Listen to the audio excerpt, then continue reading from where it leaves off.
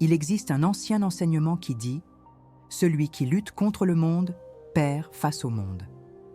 La phrase semble paradoxale, car comment exister sans lutter? Mais c'est précisément là la provocation centrale de la pensée taoïste. Peut-être que la plus grande force ne réside pas dans le combat, mais dans le refus silencieux d'y prendre part. À une époque où tout nous pousse à réagir, à rivaliser et à triompher, le taoïste observe le flux et se demande « Que se passe-t-il si je ne résiste pas ?» Cette question simple, presque naïve, porte en elle une puissance révolutionnaire. Elle ne nie pas le conflit, elle révèle simplement que le conflit est un symptôme, non une cause. Comprendre cela, c'est le premier pas vers une vision du réel, sans ennemi. La chaîne Solstice est née de ce point d'interrogation. L'espace entre la réaction et la compréhension. Son but est unique, aider ceux qui cherchent la cohérence entre ce qu'ils ressentent et ce qu'ils vivent. Le taoïsme, en ce sens, est moins une doctrine qu'un miroir. Il montre ce qui est déjà là, mais que nous manquons souvent de calme pour percevoir. Et lorsque nous voyons, quelque chose se réorganise naturellement en nous. La question qui guide cette vidéo est directe. Pourquoi les taoïstes n'ont-ils pas d'ennemis?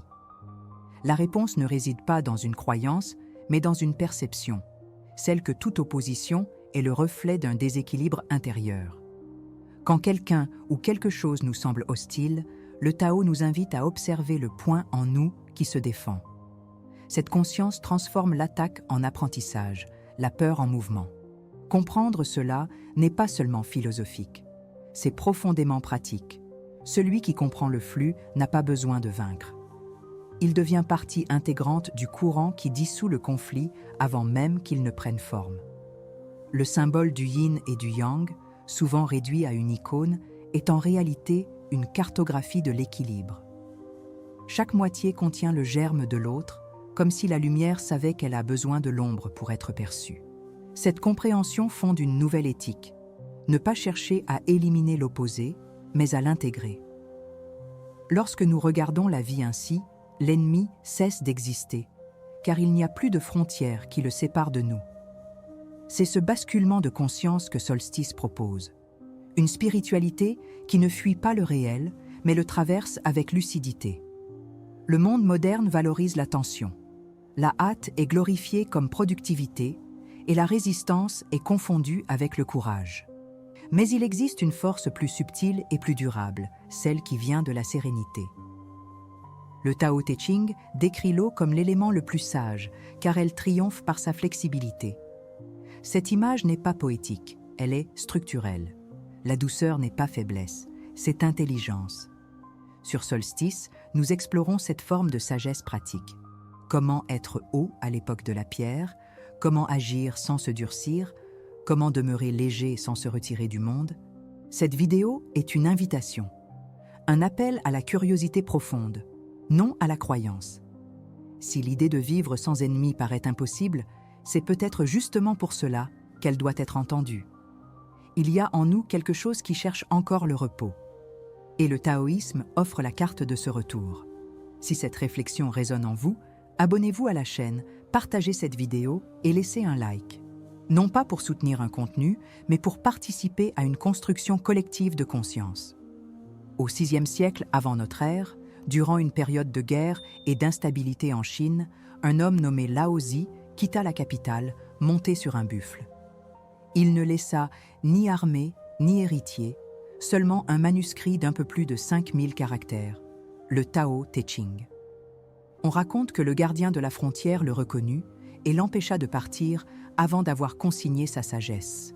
Cette rencontre simple, presque accidentelle, marque le point de départ d'une révolution silencieuse dans la pensée humaine. Tandis que les royaumes se disputaient la suprématie, Lao Zi écrivait sur l'inutilité de lutter contre le cours des choses. Son départ n'était pas une fuite, c'était un geste philosophique. Cette scène, répétée au fil des siècles dans la mémoire collective, porte un symbole essentiel. Le sage qui s'éloigne non par lâcheté, mais parce qu'il comprend que demeurer dans la lutte, c'est continuer à l'alimenter. Entre le chaos du monde et la sérénité de l'observateur, là se trouve le cœur du taoïsme. Le conflit extérieur n'est que le reflet du désordre intérieur. Et c'est là que la philosophie devient pratique. Si le monde est un miroir, il est inutile de vouloir le briser pour corriger son propre visage. Laozi s'en va, non pour fuir, mais pour interrompre le cycle de la réaction. C'est ce refus conscient qui marque le commencement de la voie du Tao. La mise en lumière de ce geste invite à une première réflexion. Que signifie agir lorsque tout le monde attend que vous réagissiez? Dans la structure symbolique du récit, c'est le moment où le spectateur commence à se voir à l'intérieur de l'histoire. Le même élan qui poussait les royaumes à conquérir des territoires se manifeste aujourd'hui dans les débats, les polarisations et les angoisses. La scène a changé, mais le mouvement demeure. Le taoïsme observe ce schéma et le traduit en langage naturel. L'être humain a perdu l'harmonie avec le rythme du monde. Dès lors, toute action devient effort, et tout effort, résistance. La tension s'intensifie lorsque nous comprenons que cette disharmonie n'est pas morale, mais fonctionnelle. Il ne s'agit pas d'être bon ou mauvais, mais d'être désaccordé avec le flux qui soutient toute chose.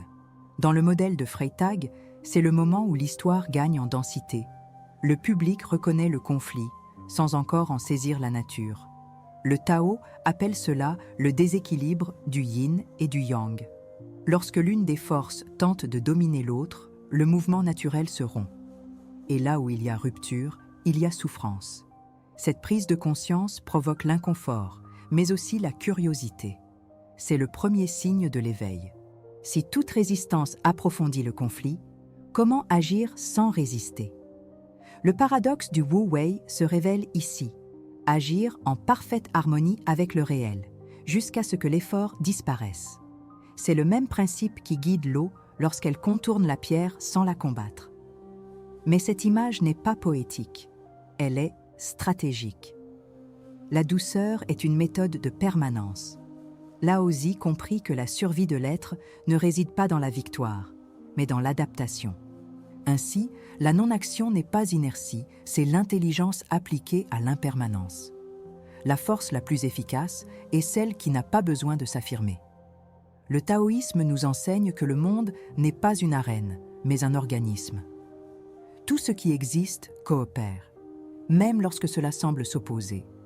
Le combat disparaît dès que l'on comprend qu'il n'y a pas de camp, seulement des mouvements complémentaires.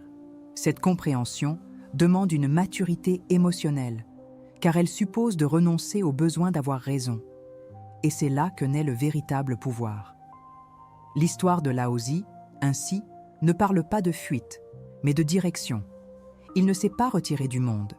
Il a simplement choisi de ne plus prolonger le bruit. Le Tao Te Ching est né de ce silence fertile, qui continue encore aujourd'hui à interroger ceux qui le lisent. Chaque vers est une réponse qui ne s'impose pas, mais se propose comme un miroir. Dans cette vidéo, nous suivrons cette trace. Comprendre pourquoi le sage n'a pas besoin d'ennemis et ce que cela révèle de notre manière de réagir à la vie. Restez jusqu'à la fin et découvrez comment cette sagesse ancienne peut transformer la façon dont vous vous déplacez dans le monde. Lorsque nous observons le conflit à travers le prisme du Tao, nous comprenons que l'esprit humain tend à fonctionner selon deux extrêmes, contrôler ou renoncer. Entre ces pôles naît la tension, qui consume l'énergie et déforme la perception. Le taoïsme propose une troisième voie, l'ajustement dynamique. Au lieu de choisir entre action et passivité, nous apprenons à répondre avec justesse à chaque instant. Cette pratique trouve aussi un écho dans la neuroscience moderne. Lorsque le cerveau réduit la résistance cognitive, il réorganise son activité préfrontale, ce qui accroît la clarté et la capacité de décision. Ainsi, ce que le Tao appelle « agir sans effort » est en réalité un état optimisé de cohérence entre le corps, l'émotion et la pensée. L'application pratique commence par l'observation de l'élan réactif. Lorsque surgit l'envie de contrôler, de prouver ou de gagner, l'exercice consiste simplement à remarquer, sans intervenir. Les recherches sur la régulation émotionnelle montrent que le simple fait de nommer une émotion réduit son intensité neuronale jusqu'à 40%. Voilà la traduction moderne du Wu Wei. Percevoir sans résistance. Le taoïste ne refoule ni la colère, ni la peur, ni la vanité. il les laisse s'épuiser dans leurs propres mouvements. Répétée chaque jour, cette pratique restructure le système nerveux et dissout le besoin d'attaquer ou de se défendre. L'ennemi, qui paraissait autrefois extérieur, perd alors toute forme. Une autre pratique méconnue, inspirée des anciens exercices de Qigong méditatif, est la respiration à inversion douce. Elle consiste à inspirer lentement par le nez et à expirer plus longuement par la bouche, tout en maintenant l'attention sur le point entre les sourcils. Les études sur la cohérence cardiaque démontrent que ce rythme respiratoire stabilise le système autonome, réduit le cortisol et active les ondes cérébrales alpha, le même état associé à la concentration méditative et à la résilience. Pratiquée pendant 3 minutes avant une décision importante, cette méthode diminue les réactions impulsives et renforce la capacité d'agir en harmonie avec l'environnement, plutôt que contre lui. À l'inverse, les solutions conventionnelles, réactivité émotionnelle, recherche de contrôle ou affirmation constante, ne font que renforcer le schéma du conflit. Lorsque nous répondons à l'inconfort par la force, le corps l'interprète comme une menace et le cycle se perpétue. L'esprit entre en mode défensif, ce qui réduit la créativité et bloque la pensée systémique. Ainsi, la tentative de résoudre le problème le rend chronique. Le taoïsme enseigne qu'insister, c'est déjà perdre le contact avec le flux. Et la psychologie le confirme, ce à quoi nous résistons persiste. C'est pourquoi toute stratégie fondée sur l'affrontement est, à long terme, autodestructrice. La méthode taoïste propose l'inverse, réaligner le geste sur le besoin réel du moment. C'est une pratique d'économie psychique. Au lieu de réagir à tout, on apprend à se mouvoir seulement lorsqu'une direction claire se présente. Cela réduit le gaspillage d'énergie mentale et émotionnelle, créant un état d'équilibre continu. L'efficacité naît de la précision, non de l'effort. C'est la différence entre ramer à contre-courant et ajuster ses voiles. Avec le temps, cette manière de vivre engendre une forme rare de confiance.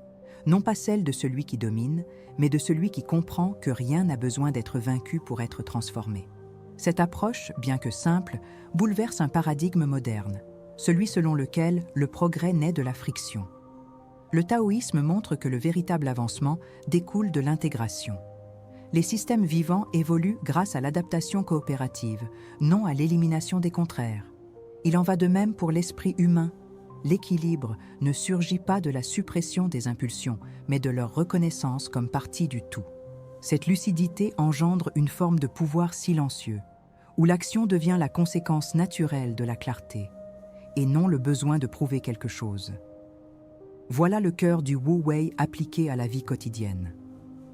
La pratique que nous proposons ici n'est ni ésotérique ni abstraite. C'est une méthode de réorganisation de la perception. Observer l'impulsion, respirer en conscience, agir seulement lorsqu'il y a cohérence, ces 3 gestes transforment tout le champ de l'expérience. Et, comme tout apprentissage véritable, cela exige de l'engagement. C'est pourquoi je vous invite à écrire en commentaire la phrase « Je choisis d'agir sans résistance ». Cette déclaration n'est pas symbolique. C'est une ancre cognitive qui renforce la décision de rompre le cycle du conflit. Chaque mot répété est une graine de présence et le premier pas vers une vie sans ennemi. La pratique taoïste d'agir sans résistance repose sur une compréhension fondamentale. L'être humain est un microcosme du mouvement universel. Tout comme le fleuve ne lutte pas pour s'écouler, l'individu équilibré n'a pas besoin de forcer le cours de sa propre vie. Ce que nous appelons des problèmes sont, dans la perspective taoïste, des expressions d'un désaccord entre le rythme intérieur et celui du monde. La tension naît lorsque l'ego tente d'imposer sa forme au flux naturel des événements. Le Wu Wei n'élimine pas la volonté, il la raffine, il remplace le contrôle par la résonance. C'est le point où le faire et l'être cessent de s'opposer et deviennent les 2 faces d'une même conscience fonctionnelle. Cette harmonie se traduit par une autorégulation intégrée. Plutôt que de réagir sous l'emprise du système limbique, responsable des réponses émotionnelles rapides, le pratiquant développe la capacité de demeurer conscient au cœur de la perturbation. Cette pause n'est pas de l'apathie, c'est la neuroplasticité à l'œuvre. Le cortex préfrontal reprend la direction, permettant au discernement de surpasser l'impulsion. La spiritualité orientale pressentait déjà cela bien avant que la science ne nomme ces processus cérébraux. Lorsque le taoïsme parle de retour à l'origine, il décrit le même mécanisme de réintégration que la psychologie contemporaine appelle cohérence corps-esprit. Le Wu Wei est aussi une pédagogie du temps. Il enseigne que chaque phénomène possède son propre rythme de maturation et qu'intervenir trop tôt revient à gaspiller de l'énergie. Cette idée trouve un écho dans le bouddhisme, qui affirme que la souffrance naît de l'attachement, la tentative de figer ce qui est transitoire. Les deux traditions révèlent une sagesse rythmique. Il y a des moments d'expansion et des moments de repli, et l'équilibre consiste à reconnaître ce que l'instant demande. L'erreur moderne est de croire que le progrès est toujours une extension. Le Tao corrige cette illusion en montrant que la contraction est aussi un mouvement de croissance invisible. L'exercice de la non-résistance dissout l'illusion de la séparation. L'ennemi, qu'il soit une personne ou une situation, représente un aspect de nous-mêmes qui n'a pas encore été intégré. Dans le taoïsme, il n'existe pas de forces opposées, mais des polarités en quête d'équilibre. Lorsque nous réagissons par l'hostilité, nous renforçons la dualité et perpétuons le cycle de la division. Lorsque nous observons avec lucidité, nous transformons l'autre en miroir. Cette transmutation est ce que le bouddhisme appelle le insight compassionnel, reconnaître que toute agression est une demande déguisée d'harmonie. Ainsi, comprendre le conflit, c'est essentiellement se réconcilier avec sa propre nature. Cette réconciliation a des effets mesurables. Les recherches sur la méditation de pleine conscience démontrent que l'acceptation consciente réduit les schémas de rumination mentale et améliore la santé cardiovasculaire. En termes taoïstes, cela signifie restaurer l'équilibre du QI, l'énergie vitale qui soutient l'esprit et le corps. Lorsque la fluidité revient, l'organisme retrouve son état d'autorégulation naturelle, ce que la médecine contemporaine appelle l'homéostasie. La pratique spirituelle n'est donc pas seulement mystique, elle est physiologique. La sérénité n'est pas un idéal moral, mais une condition fonctionnelle de la vie qui s'organise selon le Tao. Sur le plan social, cette compréhension engendre une éthique de coopération. Le taoïste ne cherche ni à convertir, ni à imposer, ni à corriger l'autre, car il sait que toute intervention excessive crée de la résistance. Cette idée se retrouve aussi dans la psychologie systémique. Lorsqu'un élément tente de contrôler le système, celui-ci réagit par la tension. La véritable transformation naît de la résonance, non de la force. Le sage influence par l'exemple silencieux, tout comme l'eau façonne la pierre par sa constance. Cette attitude engendre une autorité naturelle, non issue du pouvoir, mais de la cohérence.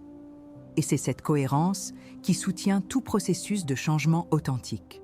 En somme, l'enseignement central de cette analyse est qu'agir sans résistance n'est pas fuir le monde, mais une manière plus précise d'y être présent. La spiritualité, lorsqu'elle est appliquée avec rigueur et conscience, devient une technologie d'équilibre. Psychologie et taoïsme s'accordent pour dire que la souffrance naît de l'excès d'effort et que la sagesse se manifeste dans l'économie de l'énergie vitale. Lorsque nous comprenons le flux, l'action devient claire et le conflit perd son sens. C'est le moment où la pratique cesse d'être un concept pour devenir un mode d'existence. L'harmonie en mouvement, le Tao vécu. Nous arrivons au point où toute explication se dissout et où le silence commence à enseigner. Le taoïsme a toujours averti que les mots ne sont que l'écho du réel, non le son lui-même. Tout ce qui a été dit jusqu'ici, sur le flux, l'équilibre et la non-résistance, converge vers une seule direction, l'expérience directe du moment présent. Que se passe-t-il lorsque nous cessons d'essayer de comprendre et que nous nous contentons de percevoir ? À cet instant, la pensée s'incline devant la présence et le conflit cesse d'avoir raison d'être. Le chemin, alors, n'est plus un concept, il devient la marche elle-même. La question qui demeure est simple et désarmante. Si tout coule déjà, qu'y a-t-il encore à vaincre ? Cette interrogation fait écho au cœur même de l'enseignement taoïste. Peut-être que la paix que nous cherchons ne se trouve pas au bout du chemin, mais dans le geste d'en relâcher le contrôle. Le bénéfice d'une telle compréhension est profond et silencieux. Vivre sans ennemi, c'est en réalité vivre sans résistance à ce qui est. La sérénité ne se conquiert pas, Elle se révèle lorsque nous cessons de lutter contre la vie. Cette perception marque le tournant d'une conscience mûre. De même que le fleuve n'atteint jamais vraiment la fin, la sagesse ne s'achève pas dans une réponse. Ce que nous appelons épiphanie n'est qu'un instant de clarté entre deux marées d'oubli. Pourtant, cet instant suffit. C'est en lui que l'être comprend que tout ce qui paraissait opposé était en vérité complémentaire. Et dans cette reconnaissance silencieuse naît une liberté qui n'a besoin d'aucun témoin. Le véritable apprentissage du Tao n'est pas intellectuel, mais rythmique. Il s'installe dans le corps comme une nouvelle façon de respirer, d'écouter, de marcher. C'est l'apprentissage qui advient lorsque la pensée se retire et que le geste s'aligne sur ce que l'instant demande. Celui qui atteint ce point ne devient pas meilleur, il devient plus réel. Et la réalité, lorsqu'elle est acceptée sans filtre, est la forme la plus élevée de spiritualité. La présence remplace la croyance. La compréhension devient vie vécue. C'est sans doute pourquoi le Tao Te Ching commence par l'indicible. Le Tao que l'on peut nommer n'est pas le Tao éternel. Tout ce que nous décrivons n'est que la surface d'un océan inexprimable. Le sens de ces paroles n'est pas à absorber, mais à laisser résonner jusqu'à ce que quelque chose bouge à l'intérieur. La philosophie devient pratique lorsque l'auditeur devient lui-même le champ d'observation. L'invitation n'est donc pas à la croyance, mais à l'écoute. Écouter est le premier geste de celui qui souhaite comprendre ce que le silence révèle. S'il y a un bénéfice à avoir suivi ce contenu, c'est de percevoir que l'absence d'ennemis n'est pas une utopie, mais une possibilité concrète. Chaque réaction contenue, chaque respiration consciente, chaque instant de présence est une micro-victoire sur le bruit intérieur. Le Tao ne promet pas l'absence de douleur, mais offre une manière de la traverser sans se fragmenter. Ce que l'on gagne, ce n'est pas le contrôle, mais la légèreté. Et la légèreté est l'état naturel de celui qui comprend que rien n'a besoin d'être forcé pour être vrai. Je vous laisse donc une provocation à garder en vous. Quand le fleuve suit son cours, se demande-t-il s'il a raison? Peut-être est-ce là l'essence de tout ce que nous avons exploré, la confiance de couler sans avoir à justifier le mouvement. Si quelque chose en vous s'est reconnu dans ce flux, accordez-vous un moment de contemplation silencieuse. Partagez dans les commentaires ce qui a changé dans votre manière de voir le conflit et comment cette idée résonne dans votre propre vie. Continuez à suivre notre voyage sur Solstice, où chaque rencontre n'est que le début d'un retour vers ce qui, depuis toujours, demeure en paix.